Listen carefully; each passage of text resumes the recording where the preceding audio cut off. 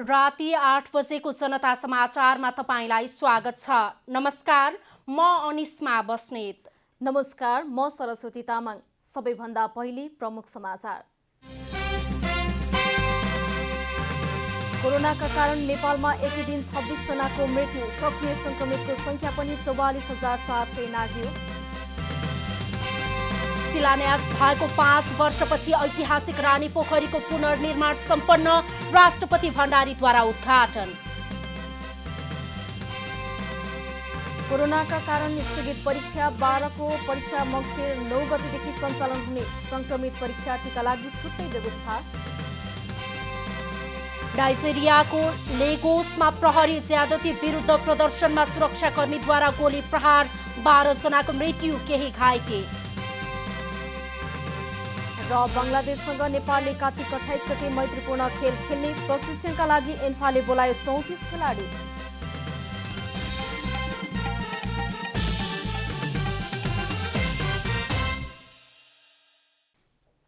अब पूरा समाचार।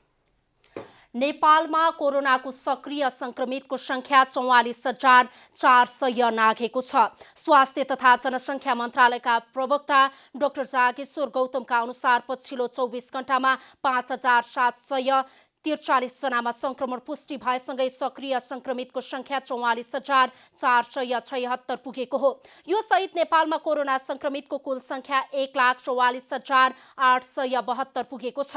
पछिल्लो 24 घण्टामा 20,118 जनाको पीसीआर परीक्षण भएको छ। आज 2,996 जना संक्रमण मुक्त भएको पनि डाक्टर गौतमले जानकारी दिनुभयो। यो सँगै हालसम्म 49,605 जना निको भई डिस्चार्ज भएका छन्। आज काठमाडौँ उपत्यकामा थप 3,107 जनामा कोरोना भाइरस संक्रमण पुष्टि भएको छ। काठमाडौँमा 2,391, ललितपुरमा 543 र भक्तपुरमा 173 जना संक्रमित थपिएका छन्।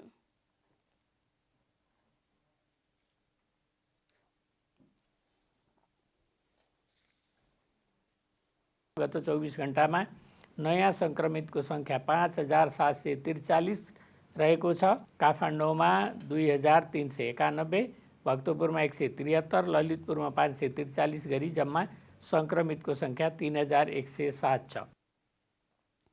पछिल्लो 24 घण्टामा 26 जनाको मृत्यु भएको छ। यो सँगै कोरोना संक्रमणबाट मृत्यु हुनेको संख्या 791 पुगेको छ। प्रवक्ता गौतमका अनुसार 29,800 जना संक्रमित होम आइसोलेसनमा र 14,676 जना संक्रमित संस्थागत आइसोलेसनमा उपचाररत रहेका छन्। देशभर 4,065 जना क्वारेन्टिनमा रहेको पनि प्रवक्ता गौतमले जानकारी दिनुभयो। पछिल्लो 24 घण्टामा 20,118 जनाको पीसीआर परीक्षण भएको छ। हालसम्म 13,34,897 जनाको पीसीआर परीक्षण सम्पन्न भएको छ।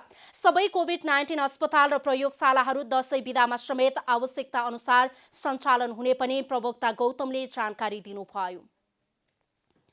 राष्ट्रपति विद्यादेवी भण्डारीले पुनर्निर्माण गरिएको ऐतिहासिक रानी पोखरीको उद्घाटन गर्नुभएको छ।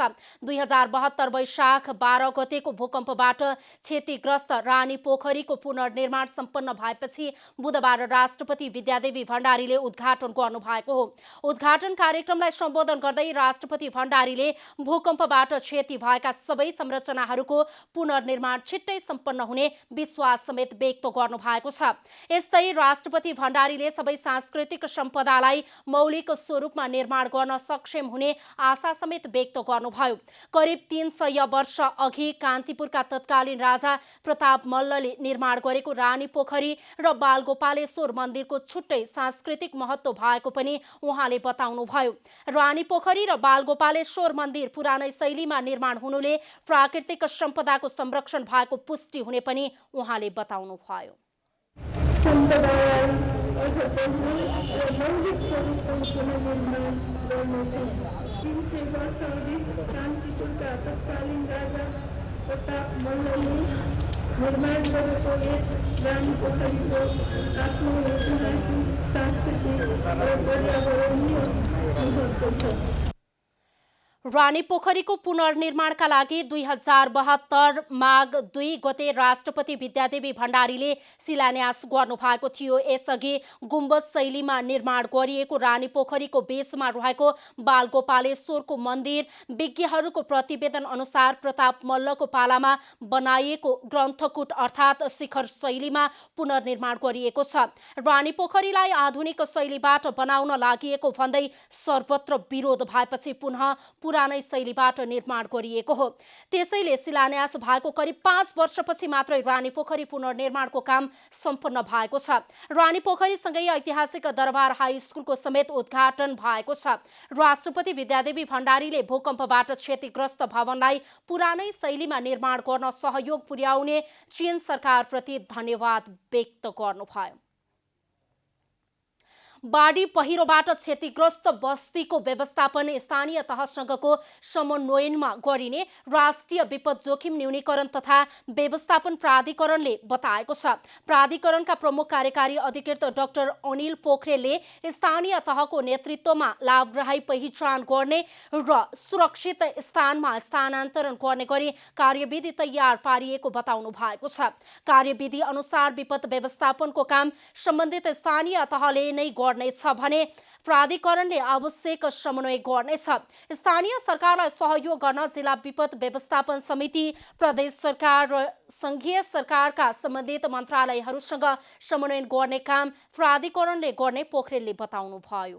जनप्रतिनिधिहरू हुनुहुन्छ अहिले स्थानीय सरकारहरूमा हैन, हरेक सबै स्थानहरूमा एकदमै एक्टिभली लागिरहनु भएको छ। यो अहिलेको जुन क्षति आकलनहरू गर्ने लगायत अन्य यावत कुराहरूमा उहाँहरूलाई नै उहाँहरूकै नेतृत्वमा यो लाभग्राहीहरू पहिचान गर्ने, स्थानीय सरकारहरूलाई सहयोग गर्नलाई जिल्ला विपद व्यवस्थापन समिति, प्रदेश सरकार, त्यो लगायत सङ्घीय सरकारका अरू मन्त्रालयहरू समेतलाई यसलाई कोअर्डिनेट गरेर लिएर जाने काम चाहिँ हामीहरूको राष्ट्रिय प्राधिकरण भयो, विपदको प्राधिकरण भयो। सिन्धुपाल्चोक, बागलुङ, म्याग्दी, जाजरकोट, अछाम लगायतका जिल्लामा बाढी पहिरोबाट भएको क्षति र तिनका घर परिवारलाई सुरक्षित स्थानमा सार्ने काम सुरु भइसकेको पनि उहाँले जानकारी दिनुभयो। प्राधिकरणको कार्यकारी समितिले तयार पारेको कार्यविधि मन्त्री परिषदबाट स्वीकृत भएसँगै विपद व्यवस्थापनका अन्य कार्यक्रमहरूलाई अगाडि बढाउने पनि पोखरेलले जानकारी दिनुभयो। राष्ट्रिय मानवाधिकार आयोगका निवर्तमान अध्यक्ष अनुप्रास शर्माले आयोगले कारबाहीका लागि सिफारिस गरेका व्यक्तिहरूलाई सरकारले तत्काल मुद्दा चलाउनु पर्ने बताउनु भएको छ। विभिन्न समयमा अनियमितता गरेको, पदको दुरुपयोग गरेको तर कारबाहीको लागि सिफारिस हुँदा समेत पदको लाभ लिइरहेका व्यक्तिहरूलाई महान्यायाधिवक्ताको कार्यालय मार्फत तत्काल मुद्दा चलाउनु पर्ने शर्माले बताउनुभयो। मानवाधिकार आयोगले 2057 जेठ महिनादेखि 2077 असार महिनासम्म विभिन्न समयमा भएका घटनाका 288 जना दोषीको नाम नै किटान गरी कारबाहीका लागि सिफारिस गरेको छ। शर्माले आयोगले सिफारिस गरेका व्यक्तिहरूमाथि अनुसन्धान गर्नका लागि भए पनि मुद्दा चलाउनै पर्ने बताउनुभयो। मुद्दा दायर गर्दा दण्डहीनता घट्ने भएकाले पनि आयोगले सिफारिस गरेका व्यक्तिहरूमाथि मुद्दा चलाउनु पर्ने उहाँको भनाइ छ।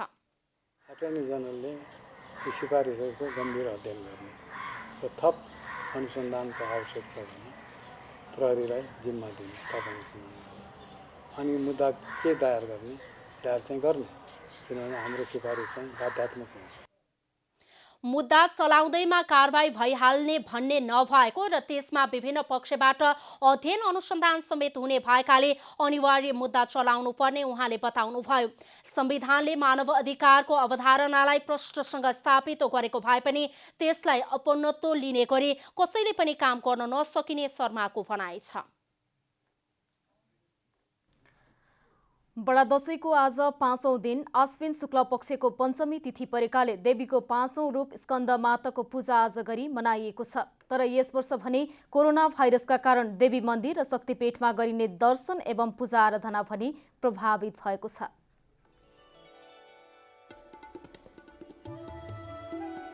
भूमिमा रहेको वीर्य बीज शक्तिबाट स्कन्दलाई जन्म दिएकी हुनाले माता पार्वतीको यो रूपलाई स्कन्द माता भनेर पूजा गर्ने गरिन्छ। शिवको पसिनाबाट वीर्य बीज बनेको र त्यसैबाट कार्तिकेय वा स्कन्दको जन्म भएकाले स्कन्द मातालाई कर्म र परिश्रमको प्रतीक मानिन्छ। स्कन्द माताको वदन वर्ण पहेँलो चित्रण गरिएको छ। यी देवी मानस गद्दीमा बसेकी र हातमा कमलको फूल धारण गरेकी छन्। यस्ती देवीको भक्ति गर्नाले सन्तान सुख पाइनुका साथै उर्वराले धरती सुसम्पन्न हुने उल्लेख छ। नवरात्रका अन्य दिन झैँ देवी भक्तिका लागि आज भक्तजनहरू मुलुकका विभिन्न शक्तिपीठ तथा देवी मन्दिरहरूमा उपस्थित भएका छन्। काठमाडौँको हनुमान ढोका स्थित दसैँ घर नजिकै रहेकी तलेजु भवानीका साथै उपत्यकामा रहेका देवी मन्दिर तथा शक्तिपीठ गुहेश्वरी, मैती देवी, नक्साल भगवती, कालिका स्थान, भद्रकाली, सङ्कटा, रक्तकाली, दक्षिणकाली र शोभा भगवतीका मन्दिरमा नवरात्रको विशेष पूजा सुरु भएको छ। यसै गरी नरदेवी, विजयेश्वरी, इन्द्रायणी, वज्रवाराही, बगलामुखीमा पनि दसैँको विशेष पूजा गरिएको छ। नवरात्रको पहिलो दिन घटस्थापनादेखि मुलुकभर रहेका विभिन्न देवी मन्दिर तथा शक्तिपीठहरूमा देवी भवानीको पूजा आराधना भइरहेको छ। पाथिभरा, दन्तकाली, सिद्धकाली, छिन्ताङ भगवती, कङ्कालिनी, सखडा भगवती, कालिन्चोक भगवती, पाल्चोक, पलाञ्चोक नाला भगवती, चण्डेश्वरी, जाल्पा देवी, सल्यानकोट भगवती, मनकामना, गोरखकाली, लमजुङ कालिका, मौला कालिका, छिम्केश्वरी, विन्ध्यवासिनी, कास्कीकोट, सुपा देउराली, उजिरेश्वरी, आलम देवी, गरौँ कालिका, दुर्लुङकोट, बागलुङ कालिका, जलजलामाई, त्रिपुरा सुन्दरी, वागीश्वरी, शैलेश्वरी, उग्रतारा लगायत मुलुकका विभिन्न देवी मन्दिर तथा शक्तिपीठहरूमा भक्तिपूर्वक आद्य शक्ति माता भगवतीको पूजा आराधना गरिएको छ। खाद्य व्यवस्था तथा व्यापार कम्पनी मार्फत बिक्री भइरहेको खसी बोका किन्नेको अत्याधिक चाप बढेपछि फिड व्यवस्थापन गर्न टोकन प्रणालीको व्यवस्था गरिएको छ। कम्पनीले खरिदकर्ताको चाप बढेपछि बुधबार सुरक्षाकर्मीको मद्दत लिन समेत परेको छ। खाद्य व्यवस्था तथा व्यापार कम्पनी मार्फत बिक्रीका लागि राखिएका खसी बोका किन्ने बीच खोसाखोस र घम्साघम्सीको स्थिति उत्पन्न भएपछि भिड व्यवस्थापन गर्न सुरक्षाकर्मी खटाउनुका साथै बुधबारदेखि टोकन प्रणालीको व्यवस्था गरिएको छ। दशैं सुरु भएको 5औं दिन बिहान 9 बजे नै कम्पनीमा पुग्दा टोकन सकिसकेको थियो। गेट बाहिर खसी बोका किन्ने सर्वसाधारण सोधपुछ गरिरहेका थिए भने कम्पनी प्रमुखको कार्यकक्षमा सुरक्षाकर्मीहरू समेत खसी बोका कसरी लिन सकिन्छ मिलाइदिन आग्रह गर्दै थिए। कोरोनाले सृजित असहज परिस्थितिका बीच अनुमानभन्दा बढी खरिदकर्ताको भिड लागेको र त्यसलाई अहिले सहज बनाइएको कम्पनीको भनाइ छ। हामीले सोचेभन्दा फरक प्रकृतिको उपभोक्ताको भिड देखेको हुनाले पहिलो दिन हामीले भिडभाडलाई अलि राम्रो व्यवस्थापन गर्न सकेनौँ। सो कुरालाई विचार गरेर हामीले त्यसपछि भिडभाड व्यवस्थापन गर्न सुरक्षा निकायको मद्दत लियौँ र सुरक्षा निकायले लाइन लगाएर व्यवस्थित तरिकाले कुनै किसिमको त्यस्तो अव्यवस्था नगरिकन अहिले चाहिँ हामीले बिक्री वितरणको सुरु गरेका छौँ। हरेक वर्ष जस्तै यस वर्ष पनि कम्पनीले दशैंलाई लक्षित गरेर सर्वसुलभ मूल्यमा खसी बोका बिक्री गरिरहेको छ। कम्पनीले यस वर्ष च्याङ्रा भने बिक्री गर्न सकेको छैन। त्यसो त निजी क्षेत्रबाट पनि खसी बोका बिक्रीका लागि विभिन्न स्थानमा राखिएका छन्, तर कम्पनी मार्फत बिक्री गरिने खसी बोकाको तौल अप्राकृतिक तवरले नबढाइने एवं वास्तविक हुने र अर्को बजार मूल्यभन्दा सस्तो भएपछि उपभोक्ताको भिड लागेको हो। ठुलो कुरो फाइदा भनेकै हाम्रोमा मूल्य झन्नै किलोमा 150 रुपियाँ जति हाम्रोमा सस्तो छ भने अर्कोतिर वेट पनि हाम्रो वास्तविक जो प्राकृतिक वेट हो खसी बोकाको त्यही वेटमा हामी उपलब्ध गराउँछौँ। अघिल्ला वर्षहरूमा दैनिक 100 देखि 150 सम्म खसी बोका बिक्री गर्ने गरेको कम्पनीले यस वर्ष दैनिक 500 देखि 700 सम्म खसी बोका बिक्री गरिरहेको जनाएको छ। क्यामेरामा जेपी श्रेष्ठका साथ रूपा घिमिरे, काठमाडौँ। चाडबाड लागे पनि कोरोना महामारीका कारण जनता भोकभोकै सडकमा भौतारिरहेका छन्। यस्तो समयमा तिनै जनताले निर्वाचित गरेका सांसदहरू भने दशैं भत्ता लिएर मस्तीले दशैं मनाउने सोरमा थिए। तर चारैतिरको हल्लीखल्लीपछि लाजै पचाएर सरकार आफ्नो निर्णयबाट पछि हट्न बाध्य भएको छ। यो हेर्नुहोस्, चालु आर्थिक वर्ष 2077-78 को बजेट भाषणका क्रममा पूर्व अर्थमन्त्री डाक्टर युवराज खतिवडाले संघीय संसदको दुवै सदनमा प्रस्तुत गर्नुभएको बजेटको एक अंश कोरोना रोगको रोकथामको सन्दर्भमा पहिलो पंक्तिमा रहेर काम गर्ने चिकित्सक तथा स्वास्थ्यकर्मी, सुरक्षाकर्मी लगायतका राष्ट्र सेवक बाहेक अरूलाई प्रदान हुने प्रोत्साहन भत्ता, अतिरिक्त समय भत्ता, बैठक भत्ता, खाना तथा खाजा खर्च, जोखिम भत्ता लगायतका सबै प्रकारका भत्ता 2077 साल साउन 1 गतेदेखि खारेज गरेको छु। राष्ट्र सेवकलाई प्रदान हुने प्रोत्साहन भत्ता र जोखिम भत्ता बाहेक सबै प्रकारका अन्य भत्ता 2077 साउन 1 गतेदेखि खारेज गरेको छु भन्ने अभिव्यक्ति दशैंको समयमा आएर झुट साबित भयो। बजेटको उक्त अंशको बावजुद पनि मन्त्री परिषदको गत वर्षको निर्णयलाई आधार मानेर सांसदलाई चाडबाड खर्च उपलब्ध गराइने विषय सार्वजनिक भयो। त्यसपछि सञ्चार माध्यम एवं सामाजिक सञ्जालमा यसको चर्को विरोध भएर सरकार यो अर्को निर्णय लिन बाध्य भयो। सम्माननीय प्रधानमन्त्रीज्यू लगायत मन्त्री परिषदका सम्पूर्ण सदस्यहरूले यस वर्षको दशैं खर्च बापत प्राप्त रकम कोरोना भाइरस संक्रमण रोकथाम नियन्त्रण तथा उपचार कोषमा उपलब्ध गराई यस रोगको नियन्त्रण, रोकथाम र उपचारमा सहयोग पुर्याउने निर्णय भएको छ। प्रदेश र स्थानीय तहका पदाधिकारीहरूबाट पनि नेपाल सरकार मन्त्री परिषदले गरेको निर्णयको मर्मअनुसार यस वर्षको दशैं खर्च कोरोना कोषमा जम्मा गर्ने व्यवस्था हुन हार्दिक अनुरोध गर्न चाहन्छु। कोरोना महामारीका बेला जनता सडकमा भोक भोकै भौतारी रहेका र एक छाक टार्न मुस्किल परिरहेका बेला सर्वत्र विरोधपछि आफ्नै निर्णयबाट पछि हटेको सरकार जनतालाई भने उपचार गराउँदिन भनिरहेको छ। नेपाल सरकार मन्त्री परिषदको मिति 2077 असोज 19 गतेको निर्णयअनुसार कोभिड-19 को उपचार तथा परीक्षण सम्बन्धमा देहाय बमोजिम निर्णय भएको बेहोरा जानकारी गराउन चाहन्छु।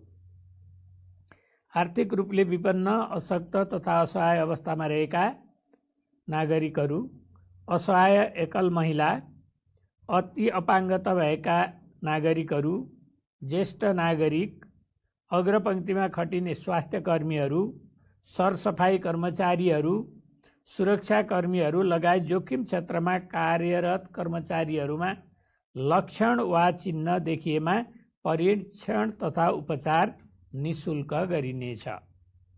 तर उल्लेखित व्यक्तिहरूले कुनै बिमा कम्पनीबाट कोरोना बिमा गरेको भएमा परीक्षण र उपचार खर्च निजको बिमा रकमबाट बेहोरिनेछ। जनताप्रति अझै के भन्छ सरकार, फेरि सुन्नुस्। अन्य सबै किसिमका व्यक्तिहरूको परीक्षण तथा उपचार व्यक्तिकै आफ्नै खर्चमा गर्ने गराउने निर्णय भएको छ। यो निर्णय 2077 कार्तिक 2 गतेबाट भर्ना तथा परीक्षण हुनेहरूमा सबै किसिमका सरकारी गैर सरकारी अस्पताल तथा प्रयोगशालाहरूमा लागू हुनेछ। भलै सर्वसाधारणको विरोधपछि सरकार आफ्नो भत्ता लिने निर्णयबाट पछि हट्यो। जनताको स्वास्थ्यको सवालमा अझै निर्णयमा पुगेको छैन। यसबाट करिब 2/3 बहुमतले जिताएको सरकारको नेतृत्व गर्नेहरूको नियत प्रष्ट भएको छ। राज्य कोषबाट तलब भत्ता खाने विषय कानुन अनुसार मात्र हुन्छ। त्यसैमाथि नीति नियम बनाउनेहरूले मन्त्री परिषदबाट निर्णय गराएर भत्ता लिनु कतिको नैतिक कार्य हो? सुशासनविदहरूले यसलाई आर्थिक अपराधको संज्ञा दिएका छन्। सामान्य अवस्थामा गरिएको निर्णय महामारी कालमा लागू गर्न खोज्नु झनै आपत्तिपूर्ण हो। हरिशरण नेउपाने, काठमाडौँ। राष्ट्रपति विद्यादेवी भण्डारीले आफ्नो 2 महिनाको पारिश्रमिक र चाडपर्व खर्च बापत प्राप्त हुने रकम कोरोना कोषमा प्रदान गर्ने घोषणा गर्नुभएको छ। कोरोना भाइरस महामारी विरुद्धको प्रयासमा सहयोग गर्ने उद्देश्यले राष्ट्रपति भण्डारीले चालु आर्थिक वर्षको आफ्नो 2 महिनाको पारिश्रमिक र दशैं भत्ता प्रदान गर्नुभएको राष्ट्रपति कार्यालयले जनाएको छ। सहयोग रकम नेपाल सरकारद्वारा स्थापित कोरोना भाइरस संक्रमण रोकथाम तथा उपचार कोषमा जम्मा हुनेछ। कोरोना भाइरसका कारण स्थगित कक्षा 12 को परीक्षा मङ्सिर 9 गतेदेखि सञ्चालन हुने भएको छ। राष्ट्रिय परीक्षा बोर्डले बुधबार परीक्षा तालिका सार्वजनिक गर्दै परीक्षा सञ्चालनबारे जानकारी दिएको हो। सरकारले तोकेको स्वास्थ्य सुरक्षा मापदण्ड र सामाजिक दूरी कायम गरेर परीक्षा सञ्चालन गर्न लागि बोर्डले जानकारी दिएको छ। बिहान 8 बजेदेखि सुरु हुने परीक्षा मङ्सिर 16 गते सकिनेछ। शनिबार पनि परीक्षा सञ्चालन हुने बोर्डले जानकारी दिएको छ। कोरोना संक्रमण पुष्टि भए उपचाररत परीक्षार्थीहरूका लागि परीक्षामा सहभागी नहुन बोर्डले आग्रह गरेको छ। त्यस्ता परीक्षार्थीका लागि नेपाल सरकारबाट मान्यता प्राप्त प्रयोगशालाद्वारा परीक्षण गरिएको प्रयोगशाला रिपोर्टको आधारमा पछि छुट्टै परीक्षाको व्यवस्था गरिएको बोर्डले जानकारी दिएको हो। नेपाल उद्योग वाणिज्य महासंघले 3 ठाउँमा निर्वाचन गर्ने गरी निर्वाचन तालिका सार्वजनिक गरेको छ। महासंघको कार्यालय टेकु, कार्के ब्याङ्केट, बबरमहल र प्रज्ञा प्रतिष्ठान कमलादीमा निर्वाचनका कार्यक्रम गर्ने गरी तालिका सार्वजनिक गरेको हो। कोभिड-19 र सरकारले तोकेको स्वास्थ्य मापदण्डलाई ध्यान दिँदै भिन्दा-भिन्दै स्थानमा निर्वाचनका कार्यक्रम तय गरिएको महासंघले जनाएको छ। आगामी मङ्सिर 11 र 12 गते 54औं वार्षिक साधारण सभा निर्वाचनको मिति तोकिएको छ। साधारण सभाको अन्तिम दिन अर्थात् 12 गते निर्वाचन हुने कार्यतालिका तय भएको छ। निर्वाचनको लागि उम्मेद्वारहरूको बुधबारदेखि नै मनोनयन पत्र दाखिला गर्न सकिने महासंघले जनाएको छ। साधारण सभामा वरिष्ठ उपाध्यक्ष शेखर गोल्छा महासंघको अध्यक्ष बन्नुहुनेछ। वरिष्ठ उपाध्यक्ष तथा उपाध्यक्ष अन्य पदहरूमा भने निर्वाचन हुने भएको हो। नेपाल उद्योग वाणिज्य महासंघको वरिष्ठ उपाध्यक्षमा वर्तमान उपाध्यक्ष चन्द्रप्रसाद ढकालले उम्मेदवारी दर्ता गर्नुभएको छ। बुधबार महासंघको केन्द्रीय कार्यालय टेकुमा ढकालसहित उहाँको प्यानलका सबै उपाध्यक्षका उम्मेद्वारहरूले उम्मेदवारी दर्ता गराउनु भएको हो। ढकाल प्यानलबाट वस्तुगत उपाध्यक्षमा उमेशलाल श्रेष्ठ, जिल्ला नगर उपाध्यक्षमा गुणनिधि तिवारी र एसोसिएट उपाध्यक्षमा रामचन्द्र सङ्घाईले उम्मेदवारी दर्ता गराउनु भएको छ। महासंघको 54औं वार्षिक साधारण सभा तथा निर्वाचन आगामी मङ्सिर 11, 12 र 13 गते काठमाडौँमा हुँदैछ। गत चैत्रमा हुनुपर्ने महासंघको 54औं साधारण सभा तथा निर्वाचन कोभिड-19 का कारण स्थगित भएको थियो। पछि पटक पटक साधारण सभा तथा निर्वाचनको मिति तोकिए पनि कोभिड-19 को संक्रमण रोकथाम तथा नियन्त्रणको लागि सरकारले जारी गरेका लकडाउन तथा निषेधाज्ञाका कारण साधारण सभा हुन सकेको थिएन। गत वर्ष नै बागलुङ उद्योग वाणिज्य संघले ढकाललाई महासंघको वरिष्ठ उपाध्यक्ष पदमा उम्मेद्वार प्रस्ताव गरेको थियो। पछि गत फागुनमा काठमाडौँमा औपचारिक कार्यक्रम गरी ढकालले आफ्नो उम्मेदवारी घोषणा गर्नुभएको थियो। महासंघको चुनावका लागि उम्मेद्वारहरूले आजदेखि मङ्सिर 4 गतेसम्म मनोनयन पत्र दाखिला गर्न सक्नेछन्। मनोनयन दाखिला इमेलबाटै गर्न सकिने र त्यसको सकल कागजात मङ्सिर 4 गतेभित्र महासंघमा बुझाइसक्नुपर्ने व्यवस्था गरिएको छ। दशैं आयो, भारतीय सीमा बन्द छ। यसपटक राम्रो व्यापार होला भनेर आशावादी भएका रूपन्देहीको सीमावर्ती क्षेत्र भैरवाका व्यवसायीहरू अहिले निराश बनेका छन्। दशैंमा ऋण कर्जा गरी सामानको जोहो गरेर ग्राहक कुरी बसेका व्यवसायीहरू ग्राहक नआइदिएपछि लगानी डुब्ने चिन्तामा परेका छन्। कोरोना भाइरस कोभिड-19 का कारण व्यवसाय खस्किएपछि व्यापारीमा चिन्ता थपिएको छ। अहिले जुन प्रकोप छ 6 महिनादेखि हामी पसल बन्द गरेर नै घर भाडादेखि लिएर सबै समस्याहरू बेहोर्दै आएका छन्। विगतका वर्षहरूमा दशैं नजिकिएसँगै निकै भिड हुने भैरवा बजारमा यस वर्ष कोभिड-19 संक्रमणको जोखिमका कारण सुनसान हुँदा व्यापारीहरू निराश बनेका हुन्। दशैंको झण्डै 15 दिन भैरवाका व्यवसायीहरूलाई भ्याइ नभ्याइ हुन्थ्यो। ग्राहकको घुइँचोका कारण हप्तौसम्म बिहानको खाना खाने मेसो मिल्दैन थियो। पसलमा काम गर्ने अन्य कर्मचारीले पनि एकछिन फुर्सद पाउँदैनथे। अहिले भारतीय सीमा बन्द भएका कारण बजारमा अलि व्यापार बढ्ला भन्ने व्यापारीको आशा निराशामा परिणत भएको छ। पहिला जस्तो चाल पाल त एकदम छैन कोरोनाले गर्दा। अहिले बजार पनि खाली नै छ। अहिले चाहिँ तपाईँको आगामी दिनमा सबै हल्ला चाहिन्छ। यो लकडाउनको हल्लाले गर्दा पनि मान्छेहरू निस्के छैनन्। व्यापारीलाई नेपालीहरूको सबैभन्दा महत्त्वपूर्ण चाडपर्व हो र यहाँ व्यापारीहरूलाई सबभन्दा आश भनेको दसैँ तिहार नै हुन्छ। अरू बेला त त्यस्तै हो, दसैँ तिहारकै आश हुन्छ, अलिकति व्यापार होला। 9 महिना त बसेर खाने हो, 3 महिना यही बिजनेस गर्ने हो। तर तर पनि अब 6 महिना यो कोभिड-19ले गर्दाखेरि पनि 6 महिना त्यसै व्यापार भयो, केही पनि भएन। हामी 6 महिना पनि बसेर घरमा बसेर पनि घर भाडा किराया तिर्यौँ र बच्चाहरूको स्कुल फिस पनि तिर्यौँ। त्यसमाथि पनि अब ब्याङ्कबाट ब्याज पनि अब केही पनि छुट गर्ने त्यो पनि हामीले तिरिरहेको छ। समस्या त हेर्नु बहुतै नै समस्या छ। सरकारी कार्यालय सञ्चालनको निर्णय होस् वा नीति बनाउने विषय, सबै निर्णयहरू कर असुलीमा केन्द्रित रहेको व्यवसायीहरूको गुनासो छ। सरकारले राजस्व वृद्धि गर्ने योजना बनाइरहँदा उद्योगी व्यवसायीको कारोबार बचाउने योजना पनि बनाउन जरुरी रहेको उनीहरूको भनाइ छ। रूपन्देहीबाट प्रतीक पौडेलको रिपोर्ट। अब आर्थिक समाचार।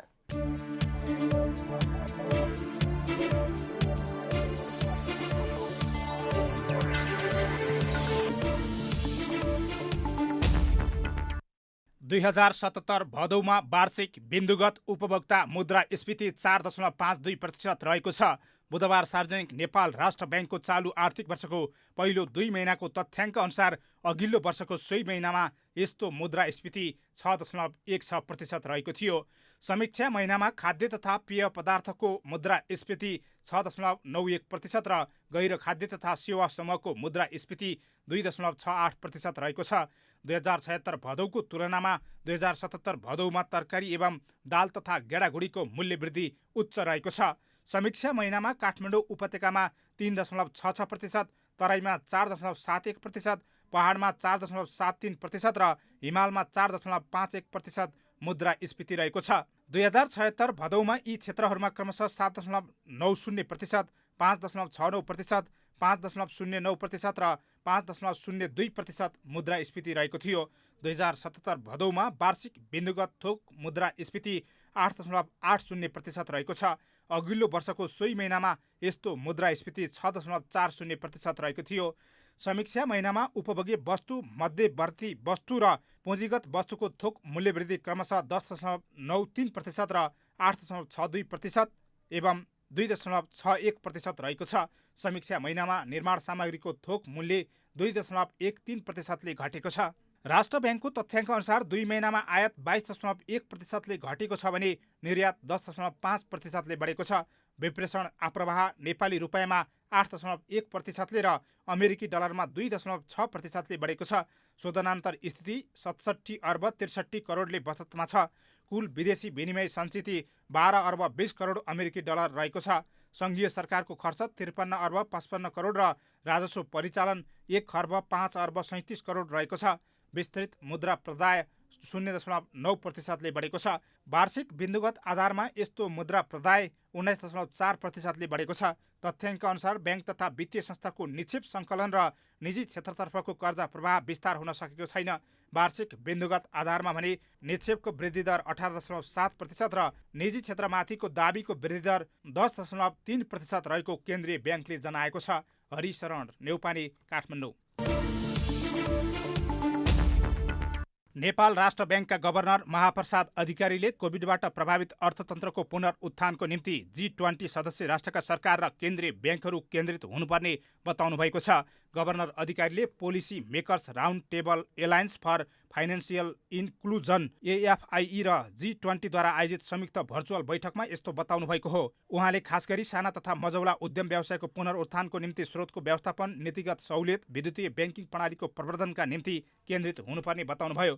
गभर्नर अधिकारीले कोरोना संक्रमणको विषम परिस्थितिलाई विद्युतीय भुक्तानी प्रणाली र ई-कमर्सको प्रवर्धनको अवसरका रूपमा लिनुपर्ने आवश्यकता पनि औल्याउनुभयो। त्यस अवसरमा स्टेट ब्याङ्क अफ पाकिस्तानका गभर्नर डाक्टर रेजा बकिरले कोभिड संक्रमणको परिस्थितिमा तरलता सिर्जना, नीतिगत दरको कटौती, पुनर्कर्जा सुविधा, नीतिगत सहुलियतका लागि आफ्नो ब्याङ्कले अवलम्बन गरेका अभ्यासबारे जानकारी गराउनु भएको थियो। बुधबार सुन चाँदीको मूल्य बढेको छ। सुनको मूल्य तोलामा 800 रुपियाँले बढेको छ भने चाँदी तोलामा 30 रुपियाँले बढेको हो। बजारमा छापावाला सुन प्रति तोला 95,500 रुपियाँमा किनबेच भएको नेपाल सुन चाँदी व्यवसायी महासङ्घले जनाएको छ। मङ्गलबार छापावाला सुन प्रति तोला 94,700 रुपियाँमा कारोबार भएको थियो। तेजाबी सुन प्रति तोला 95,000 रुपियाँमा किनबेच भएको छ। चाँदी प्रति तोला 1,240 रुपियाँमा कारोबार भएको महासङ्घले जनाएको छ। अन्तर्राष्ट्रिय बजारमा सुन प्रति औँस 1,918 डलरमा किनबेच भइरहेको छ। 2 दिनदेखि दोहोरो अङ्कले बढेको सेयर बजार परिसूचक नेप्से बुधबार तेस्रो दिन पनि दोहोरो अङ्कले बढेको छ। नेप्से 13.94 अङ्कले बढेर 1597.71 अङ्कमा पुगेको छ। बजारमा क वर्गका परिसूचकहरूको मापन गर्ने सेन्सिटिभ इन्डेक्स 3.10 अङ्कले बढेको छ। नेप्से बढे पनि बजारमा होटल्स, जलविद्युत, फाइनान्स र उत्पादन समूहको परिसूचकमा गिरावट आएको छ। बाँकी सबै समूहको परिसूचकमा सुधार आएको छ। बुधबार बजारमा 192 कम्पनीका 55,09,448 किता सेयर 22,482 पटक खरिद बिक्री हुँदा 1 अर्ब 63 करोड रुपियाँ बराबरको कारोबार भएको छ।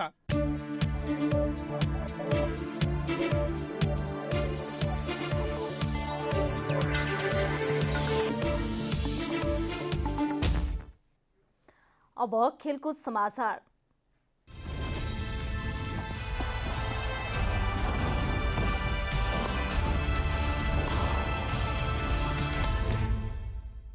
बङ्गलादेश विरुद्धको मैत्रीपूर्ण खेलका लागि अखिल नेपाल फुटबल संघ एन्फाले 34 खेलाडीलाई प्रशिक्षणमा बोलाएको छ। प्रशिक्षणमा सहभागी हुन सबै खेलाडीलाई पीसीआर रिपोर्ट ल्याएर एन्फामा पेश गर्न भनिएको राष्ट्रिय फुटबल टिमका व्यवस्थापक मधुसूदन उपाध्यायले जानकारी दिनुभयो। फिफा विश्वकप छनौटका लागि प्रशिक्षणमा बोलाइएका खेलाडीलाई नै बङ्गलादेशको मैत्रीपूर्ण खेलको तयारीमा बोलाइएको हो। यसपटक पनि यसअघि कारबाहीका कारण क्याम्पमा नपरेका खेलाडी विमल घरती मगर सहित अरू 3 जना टिममा नपर्ने भएका छन्। टिममा नयाँ खेलाडी समावेश गर्ने नगर्ने विषयमा प्रशिक्षकसँग छलफल भइरहेको उपाध्यायले बताउनुभयो। मंगलबार बङ्गलादेश फुटबल महासंघ बीएफएफले नेपालको राष्ट्रिय फुटबल टिमसँग खेल्ने 2 मैत्रीपूर्ण खेलको लागि मिति तय गरेपछि एन्फाले खेलाडीलाई क्याम्पमा बोलाएको हो। बङ्गलादेशले नेपाल विरुद्ध खेल्ने 36 सदस्यीय खेलाडीको नाम समेत सार्वजनिक गरेको छ। बङ्गलादेशको मैत्रीपूर्ण खेल अगाडि नेपाली टिमले एक साता नेपालमा नै प्रशिक्षण गर्नेछ। नेपालमा पछिल्लो समय कोरोनाको संक्रमण बढिरहेकाले दुवै खेल ढाकामा खेल्ने पक्का भएको हो। नेपालले पहिलो खेल कार्तिक 28 गते र दोस्रो खेल मङ्सिर 2 गते खेल्नेछ। दुवै खेल बङ्गबन्धु राष्ट्रिय रङ्गशालामा हुने जनाइएको छ। युएईमा जारी 13औं संस्करणको इन्डियन प्रिमियर लिग आइपीएल टी20 क्रिकेटमा आज कोलकाता नाइट राइडर्स र रोयल च्यालेन्जर्स बेंगलोर बीच प्रतिस्पर्धा भइरहेको छ। अबुधाबीमा कोलकाता र बेंगलोर 10औं खेलका लागि मैदान उत्रेका छन्। शेख जायद क्रिकेट स्टेडियममा कोलकाता 6औं जितको खोजीमा हुनेछ। अघिल्ला 9 खेलमा 5 जित सहित 10 अङ्क जोडेको कोलकाता 4थो स्थानमा रहेको छ। यान मोर्गनको कप्तानीमा मैदान उत्रेको कोलकाता बेंगलोरलाई हराएर शीर्ष टोलीसँगको अङ्क दूरी घटाउन चाहन्छ। तर विराट कोहलीको कप्तानीमा मैदान उत्रेको बेंगलोर विरुद्ध जित निकाल्न कोलकातालाई कठिन भने हुनेछ। बेंगलोर 7औं जितको खोजीमा रहेको छ। बेंगलोर 9 खेलमा 12 अङ्क जोडेर तेस्रो स्थानमा रहेको छ। सिजनको पहिलो भेटमा कोलकातालाई बेंगलोरले 82 रनले हराएको थियो। प्रिमियर लिग क्लब लिभरपुलले च्याम्पियन्स लिग फुटबलको समूह चरणको पहिलो खेलमा आज डच क्लब आयाक्ससँग प्रतिस्पर्धा गर्दैछ। लिभरपुलले बलियो आयाक्ससँग उसैको घरेलु मैदानमा खेल्नेछ। समूह डीमा रहेको लिभरपुल र आयाक्स बीचको खेल नेपाली समय अनुसार राति 12:45 बजे सुरु हुनेछ। डच क्लब विरुद्ध मैदान उत्रदा लिभरपुल सुखद सुरुवात गर्ने योजनामा हुनेछ, तर लिभरपुललाई खेलाडीको चोटले सताउनेछ। मुख्य डिफेन्डर भर्जिल भान डाइक र जोएल माटिपले डच क्लबसँगको खेल गुमाउनेछन्। दुवै खेलाडीले एभर्टनसँगको लिग खेलमा चोट बोकेका थिए। यस्तै मिडफिल्डर थियागो अलाकान्टारा पनि टिम बाहिर रहेका छन्। पहिलो रोजाइका गोलकिपर एलिसन बेकर समेत टिममा हुने छैनन्। आयाक्सले फरवार्ड एन्टोनी र डिफेन्डर टिम्बेरेलाई गुमाउनेछ। यता अर्को इङ्ग्लिस क्लब म्यान्चेस्टर सिटीले पोर्चुगिज क्लब पोर्टोसँग खेल्नेछ। सिटीले घरेलु मैदानमा पोर्टोसँग खेल्नेछ। समूह सीमा रहेको 2 टिम बीचको खेल नेपाली समय अनुसार 12:45 बजे सुरु हुनेछ।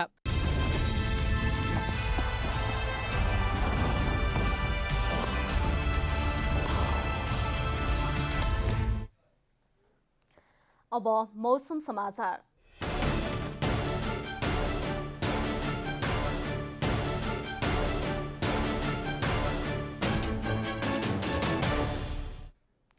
आज दिउँसो दिनभर देशका पहाडी भूभागमा आंशिक बदली रही बाँकी भूभागहरूमा मौसम सामान्यतया सफा रह्यो। राति भनी देशका पहाडी भूभागहरूमा आंशिकदेखि सामान्य बदली तथा लुम्बिनी प्रदेशमा आंशिक बदली रही अन्य भूभागको मौसम सफा रहने जल तथा मौसम पूर्वानुमान महाशाखाले जनाएको छ। प्रदेश नम्बर 1 गण्डकी प्रदेश र सुदूरपश्चिम प्रदेशका पहाडी भूभागका 1-2 स्थानमा हल्का वर्षाको सम्भावना रहेको विभागको अनुमान छ। अब देशभरका विभिन्न स्थानको मौसम सम्बन्धी थप विवरण।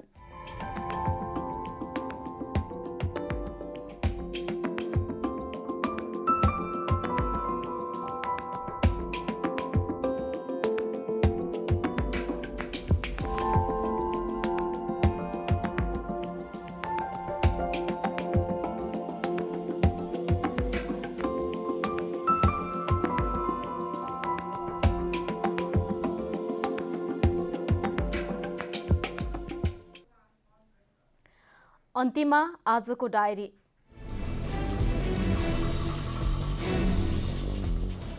कोरोना भाइरसको संक्रमणबाट पछिल्लो 24 घण्टामा 26 जनाको मृत्यु भएको छ। यो सँगै नेपालमा कोरोना संक्रमणबाट मृत्यु हुनेको संख्या 791 पुगेको छ। पछिल्लो 24 घण्टामा 5743 जनामा संक्रमण पुष्टि भएसँगै सक्रिय संक्रमितको संख्या 44476 पुगेको हो। वैशाख 12 गतेको भूकम्पबाट क्षतिग्रस्त रानीपोखरीको पुनर्निर्माण सम्पन्न भएपछि बुधबार राष्ट्रपति भण्डारीले उद्घाटन गर्नुभएको छ। उद्घाटन कार्यक्रमलाई सम्बोधन गर्दै राष्ट्रपति भण्डारीले भूकम्पबाट क्षति भएका सबै संरचनाहरूको पुनर्निर्माण छिट्टै सम्पन्न हुने विश्वास व्यक्त गर्नुभयो। कोरोना भाइरसका कारण स्थगित कक्षा 12 को परीक्षा मङ्सिर 9 गतेदेखि सञ्चालन हुने भएको छ। सरकारले तोकेको स्वास्थ्य सुरक्षा मापदण्ड र सामाजिक दूरी कायम गरेर परीक्षा सञ्चालन गर्न लागि बोर्डले जनाएको छ।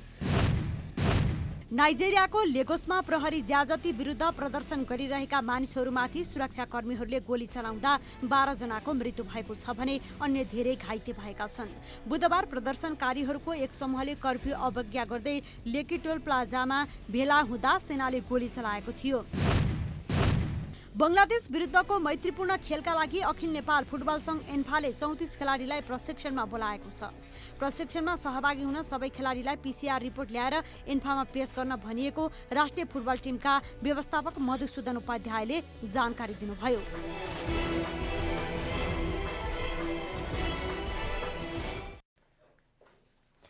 जनता समाचार अहिलेलाई यति नै। जनताद्वारा जनताका लागि प्रसारित जनता टेलिभिजनका कार्यक्रमहरू युट्युब, ट्विटर, फेसबुक र हाम्रो वेबसाइट जनतासमाचार.com मा पनि पढ्न र हेर्न सक्नुहुनेछ।